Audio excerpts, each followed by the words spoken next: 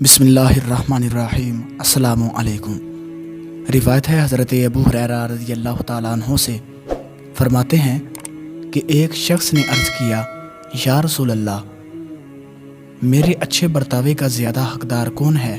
فرمایا تمہاری ماں۔ عرض کیا پھر کون؟ فرمایا تمہاری ماں۔ عرض کیا پھر کون؟ فرمایا تمہاری ماں۔ عرض کیا پھر کون؟ فرمایا تمہارا باپ۔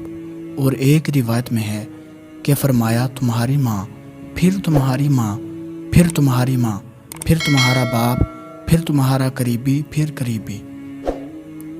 روایت ہے حضرت عبداللہ ابن عمر رضی اللہ تعالیٰ عنہما سے، فرماتے ہیں فرمایا رسول پاک صلی اللہ تعالیٰ علیہ وآلہ وسلم نے کہ گناہ کبیرہ سے ہے کسی شخص کا اپنے ماں باپ کو گالی دینا۔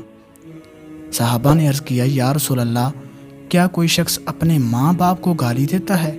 فرمایا ہاں، یہ کسی کے باپ کو گالی دے تو وہ اس کے باپ کو گالی دے، اور یہ کسی کی ماں کی گالی دے تو وہ اس کی ماں کو گالی دے۔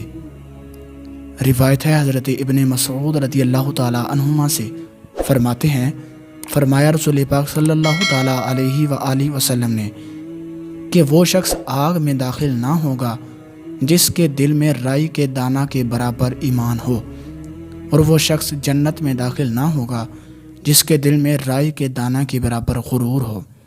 دوستو، اللہ تبارک و تعالیٰ سے دعا ہے کہ اللہ رب العزت ہمیں ان حدیث پر عمل کرنے کی توفیق عطا فرمائے۔ ملتے ہیں کسی اگلی ویڈیو میں، تب تک کے لیے اللہ حافظ۔